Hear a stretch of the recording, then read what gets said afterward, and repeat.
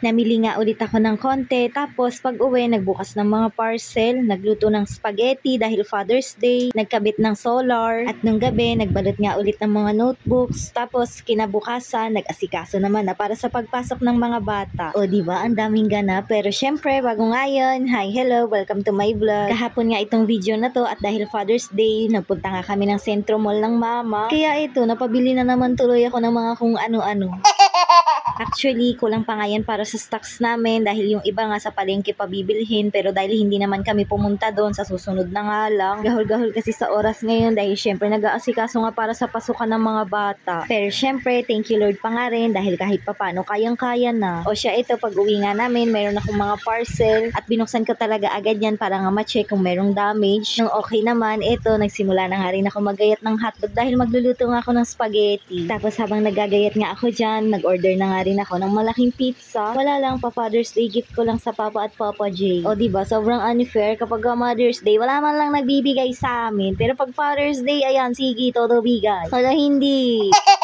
1 kilong spaghetti nga lang yung lulutuin ko, kaya nga kalahating kilo lang na hotdog yung ginayat ko. Tapos syempre, hindi nga mawawala ang pasibuyas at pabawang ni Mayora. Pamaya-maya nga lang, meron na naman akong dumating na mga parcel, kaya ayan, binuksan ko na rin agad dahil free sample na naman to. Chinek ko kaagad kung mayroon ng damage, pero wala naman. Hindi ko pa nga to na-upload dahil syempre, tinitest ko na muna, kaya nga abangan nyo na lang. O siya, ayan, magluto na tayo ng sauce ng spaghetti dahil magmimeriendahan na pala ati. Nagpainit nga lang ako ng mantika, tapos naggisa na rin ako ng bawang at saka sibuyas. Yung giniling na nasa lata na nga lang yung binili ng mama at buti na nga lang dahil hindi talaga ako kumakain ng fresh na giniling. Dati naman kumakain ako noon, pero ngayon hindi ko nga alam kung anong nangyari dahil nalalansahan talaga ako sa giniling. Nang magisa ko na nga yung giniling, sinunod ko naman yung hotdog, tapos nung okay na nga, nilagay ko na nga rin yung spaghetti sauce at konting pampalasa, tapos nung kumulo na nga, naglagay na rin ako ng gatas. Pinakulo ko nga lang yan ng mga ilang minuto para nga maluto yung gatas, tapos pamaya-maya nga lang din, okay na nga yan. Kaya ayan, hinalo na nga rin agad ng Papa J sa pasta. Kahit Father's Day nga, aba syempre kailangan niya pa rin akong tulungan dahil baka madakdakan siya ng nanay na walang natanggap nung Mother's Day. Hala, hindi. Sakto naman na wala nga pasok ang papa ngayon, kaya nga ito, dito na lang kami magkakainan kila mama. Bumili nga rin pala kami ng cake para kay papa, pero tulog pa nga siya nung mga oras na to, kaya ayan, inayos ko na muna. Tapos nung okay na nga, ginising ko na rin yung papa ko, at ayan, nagpicture-picture na rin yung dalawang lalaki sa buhay ko. Alalandi.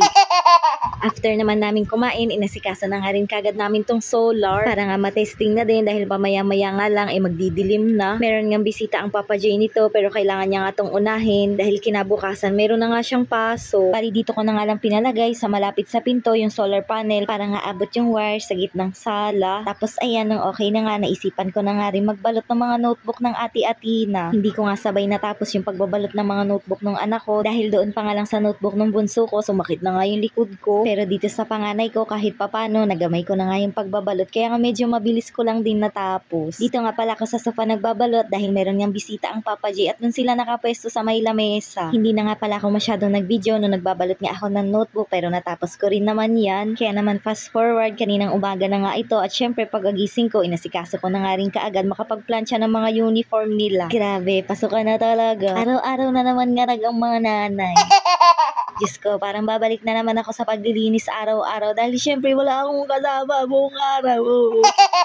O ayan, okay na nakapagplansya na ako ng mga uniform, kaya naman magliligpit na ako ng mga pinaghigaan namin. Pagtayo ko nga, nakaligpit na pala yung higaan ng mga bata, kaya nga itong pinaghigaan na lang namin ng Papa J ang liligpitin ko. Nag-order na nga pala ako ng bagong cover nitong kutsyon namin, pero hindi pa nga dumadating, kaya nga ganyan na lang muna siya. Sabi ko nga sa inyo, meron nga akong bagong katuwang sa paglilinis dito sa bahay, at ito nga yun, yung pinakamagandang vacuum sa mata ko, na para bang mawawala na ng silbi yung walis namin dito sa bahay. Hala, hindi. After ko naman makapag-vacuum sa loob ng bahay, sa labas naman ako naglinis, pero hindi na ako nag-video. And ayan, fast forward, papasok na nga yung mga anak ko. Naihatid ko na nga rin sila at malungkot na naman ang nanay na to dahil wala na naman siyang kasama sa bahay.